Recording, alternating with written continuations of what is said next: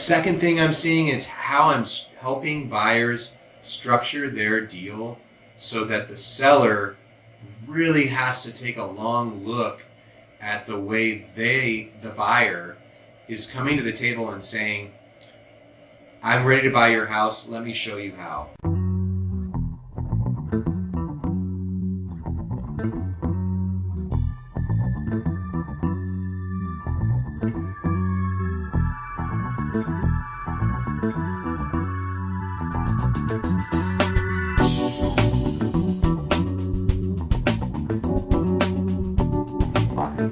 All right. Hey, Mike, how's it going? It's going great. It's going great, Josh. Good to see you. Good to see you too. May the 4th. We are getting started here for our monthly update now that we are in the month of May. So I know we've got some updates from you on the lending finance side, and you can give us some kind of big picture perspectives, and then what you are doing for your clients to win the offers and get your clients into escrow and get their offer accepted, because we know inventory is still tight and there's some competition out there. So I'm going to go ahead and throw it over to you, then I'll go ahead and talk about what I'm seeing as a broker, both listing and representing buyers. Mm-hmm. So why don't you go ahead and get started? It is May, and tell us what's going on. Perfect. So right after Easter, which was the first weekend, maybe the second weekend technically of April, I felt a huge pop in just offers that were no longer getting accepted. Now, I'm really equating this to two things. I've been doing a lot of thinking about this. The first one, out of my control, there's been a little bit more inventory coming to the market, like just enough that the average home buyer is seeing something now that they're willing to stop renting and buy that and live there. And so that's really helpful to you and I, Josh. And honestly, it's really helpful to the entire market. Right now, believe it or not, we're at 40% of what our normal inventory is in a normal year at this time. So what was a normal year? A normal year was 2019. 2020 and 2021 and even 2022 were not normal. We know why 2020 and 2021 were not normal, but last year with those rate hikes, people getting into escrow and literally canceling because their payment went up $400, $500, $600 from the time they started escrow to the time it was time for them to remove their loan contingency. So just a drastic year last year with how fast the rates came. Now we're seeing rates more or less stay steady and really starting to float down. And when I say float down, I mean like every week we're seeing about 1/8 of a percentage point in improvement to the 30-year and the 15-year fixed mortgage. And so that inventory is really, really helping. The second thing I'm seeing is how I'm helping buyers structure their deal so that the seller really has to take a long look at the way the buyer, is coming to the table and saying, I'm ready to buy your house, let me show you how. And we've talked about this before. Josh, no one does it better than you in thinking about all the contingencies and should we remove them or not, but I'm doing a full-fledged, full credit, full income, if there's overtime, commissions, verifying income with employer, getting all of the assets in order. So if there's gift funds, if there's an old Chevy truck in the garage that's got to be sold, all that's getting done so that I can submit a loan that is already approved by Fannie Mae or Freddie Mac before they even find the house that they're going to buy. So this is so cool because it allows us to take away a loan contingency. So right now, when a seller sees my client's offers, they're not waiting 3, 4, 17 days to remove their loan contingency. It's removed at the time that the seller accepts their offer. The second thing we're doing, and I advise this hard, if you have less than 10% down, don't do this. But if you have 10% down or more, I'm getting the appraisal waived.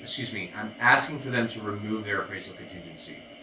So we spend a lot of time on how this house is working in that neighborhood. Will it make sense if it's $20,000 more than or $20,000 less than what they're in contract for, because you can't back out over price if you remove your contingency. But removing these two things makes that offer very close to a cash offer. The only contingency that a cash offer has is an inspection contingency. So those two things, inventory coming up, but also being more aggressive, being very deliberate about the house you make an offer on, and going all in. Now, maybe you can only go up to a certain price, and that's all you can do. But these terms make it very hard on the other people in the transaction that are already coming to try to buy that house from you to compete with you. Many people aren't ready to remove their loan contingencies. They don't have a relationship with their lender, or they don't even know yet if they are fully approved. Many people just think it's unfathomable to remove appraisal contingencies. So let's get right about the house and make an offer that makes you the right one to accept for the seller. The last thing I'll say is there's an article that Josh and I want to post, and we'll let you know when we post it. We'll probably post it, if not this weekend, we'll post it on Monday. Between May 8th and May 11th, we'll post it that week, and we'll let you know. It's just baffling. This is really the fallout, or the pendulum swaying the other direction from all those low mortgage rates during 2020 and 2021. 82% of eligible buyers feel trapped in their home because their mortgage that they have is below 3.5%, and they just aren't able to accept what their new payment's going to be with the new bank payment and the new property tax payment, even though they have $300,000, $400,000, $500,000 in equity, Josh. And I know you've had this conversation at the kitchen table. That will be here as long as the market's good. You can only capitalize on it while the market's good. And it's crazy that mortgages from 2-3 years ago are, for lack of better words, shackling people into their homes. So I want to quickly share my screen just to show this. Okay, so this is just the title of the article, and I'll get off this, but it's crazy the amount of stats you'll see here for all these buyers. When you guys get this, please look at it. I think you'll really, really like it. It's quite good. So that's all the time I have. I don't want to, eat up most of your time, Josh, but I think that's another thing to be thinking about. Inventory's low and may stay low until these rates come down to 5.5% or lower on a 30-year fix, because a lot of the population of people out in the world that want to sell their house just can't pull the trigger because of the finance piece. So that's really my part of the May marketing update. I hope that you get something out of that. Josh, I'm interested to hear what you have to say this month. Sure, yeah, thank you for sharing that. And that article, I think, is really an interesting one, because a lot of the home sellers that I've been advising and the homes that I've been bringing to the market, it's a similar situation. So I want to talk about that. I want to talk about sort of the three scenarios of home purchasers right now, which is the first time, let's say, home buyer who's going from being a renter to being a home buyer, right? And some of the challenges they may face and how to overcome those and strategically win against other offers, especially since more inventory is coming to the market. And I really don't like delivering that bad news of, hey, your offer was not accepted because there was a stronger offer, or it was a cash offer. So to your point there, you really made some good points as far as making your offer stronger. So my whole goal as a buyer's broker is to get your offer accepted as a buyer, and then go from there to really negotiate after inspections, or just make sure everything's good. But so I want to talk about that firstly, the first-time home buyer, let's say, going from being a renter, and then secondly, somebody who is selling a property and then finding a replacement property, and kind of how that works and what are some of the challenges and how you can prepare for that, because preparation is key. And just recently, I have an example of a client of mine who's selling his house down in SoCal, and he's moving up here to be closer to his family. Kind of how we work that as far as the timelines to make it all jive together. So first, let's go ahead and get into some numbers real quick, and I'll make this quick. don't want to have anybody gloss over here. But let's just talk about what we've seen here. So for the median sales, we have had an uptick. The median sales price for the county, now this is very broad numbers, but just gives us an idea of where we're at. So for last month, this is May, so we're talking about last month's numbers. The median sales price was $869. That was up from, or $867, sorry, and that was up from $820 from the previous month, and then $750 from 3 months ago. So we've seen an uptick in that median sales price, and it's due to a few factors, but primarily it's due to low inventory. And to kind of give you an idea of that low inventory, let's take a look here at the active listings, which we can see 455 for last month active listings, 455 active listings, and then we've got 453 active listings back in March, and 441 back in February. So but let's contextualize that. So in May of 2022, we had 540 active listings, right? But in May of 2020, so 3 years ago, and we were still in a hot seller's market, to compare that, we had 1,000 active listings. So kind of going back to just reinforcing that we were low on inventory right now, and so that means that you're going to be competing against some other buyers out there. So just keep that in mind where we're at for the county. Like I talk about, we see some headlines in the media talking about it. In some metro areas, we are seeing in the country, we are seeing some price reductions. Here in the county, because we have so many people that want to move here, either Californians that want to move here, maybe they live in Fresno or Tulare or Visalia, or maybe they're from the LA County or from San Jose moving here. There's a lot of interest to live here on the Central Coast. Why? Because there's such great weather. I mean, you know this. If you live here, such great weather. We're close to the beach. We've got mountains. We've got kind of all those things that you got grapes. Exactly. So that is just what we're seeing. Low inventory, still high demand. Month supply, 2 months. That's been held pretty steady. 2.1 months. It's held pretty steady from the last few months. So low month supply. Days on market, what you can expect as a buyer. Days on market for April was 11, which is really quite low. March, it was 14 and 17 in February. So let me just give you some contextual real world example.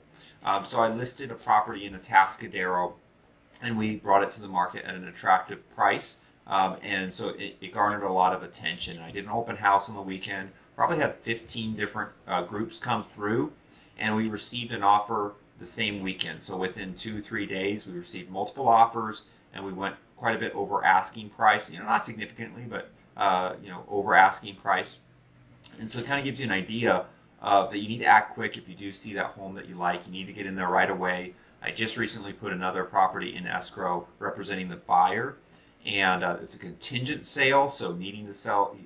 His house is in contract right now to sell. Finding a replacement property. We got in day one. We put in our offer. We had a quick response time that we requested. It was a strong offer, and we got it accepted. And if we would have waited 2 or 3 days, we would have had multiple offers, and we probably wouldn't have gotten the house. So we got in there right away that morning, submitted the offer, and it got accepted. And just think about that, the difference between losing out on a house that you really love, right, a home that is in a great location, just because you waited a few extra days to think about it or whatever it is. You don't want to have that thought with yourself of, oh man, if I just would have gotten there and submitted an offer, I would now be moving into a house that I really love, instead of going, oh, I should have made the move. So that's what I encourage any buyer out there. Get prepared, get pre-approved, like you talked about, Mike, and then get in there as quickly as possible. And now, not all offers you need to go out over asking price, but I just encourage, on a hot property, there's going to be attention, there's going to be activity. Let's make it happen and get in there and get that offer accepted. Real quick, last list price received. So the percentage of last list price. So let's say there was a home for sale in San Luis Obispo for $900,000. what percentage, is it closing at? Is it 95%? Is it 103%? Well, right now we're right at that 100%. So most in the average, most homes that are being brought to the market are selling for what they are, listed at. Back last year, it was about 103, 104%. And we also had higher price points back then. So we are seeing still strong demand for housing. Typically, there's going to be multiple offers on on properties that are well priced.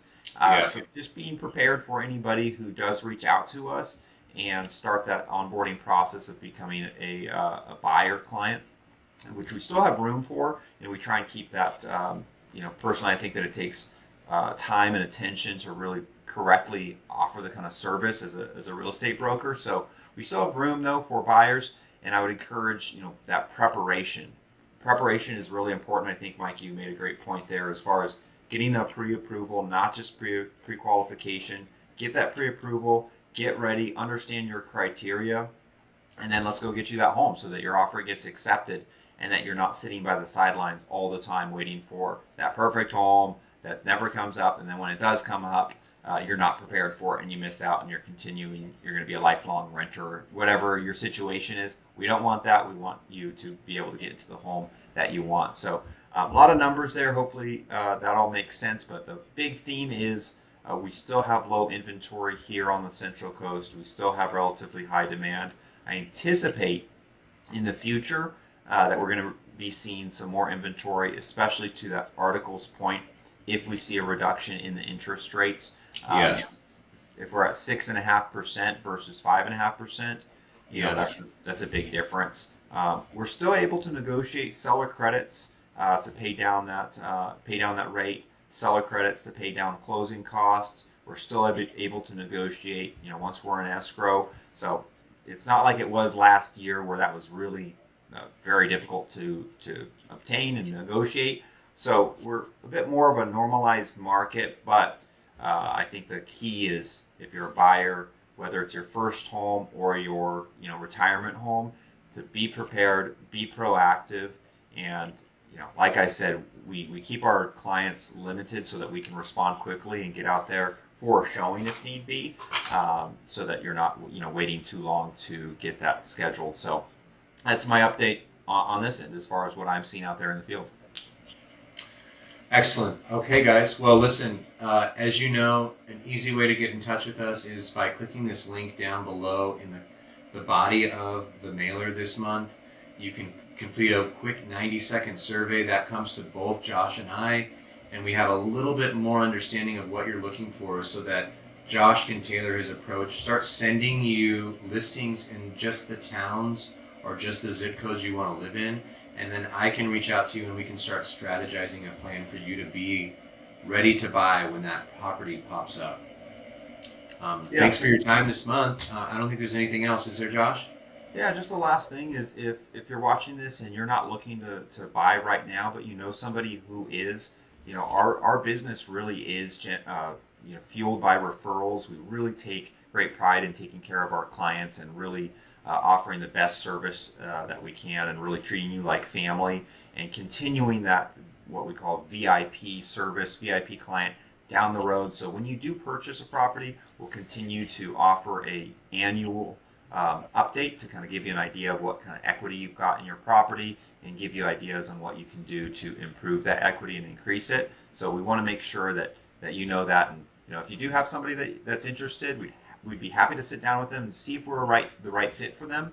And if you've got any other questions that general questions, maybe you're not looking to buy or sell the next year or 2, 3, you just have some questions, I'd be happy to answer those and share any kind of knowledge that I have as far as the market is concerned. So happy to share the time with that. But that's all I got.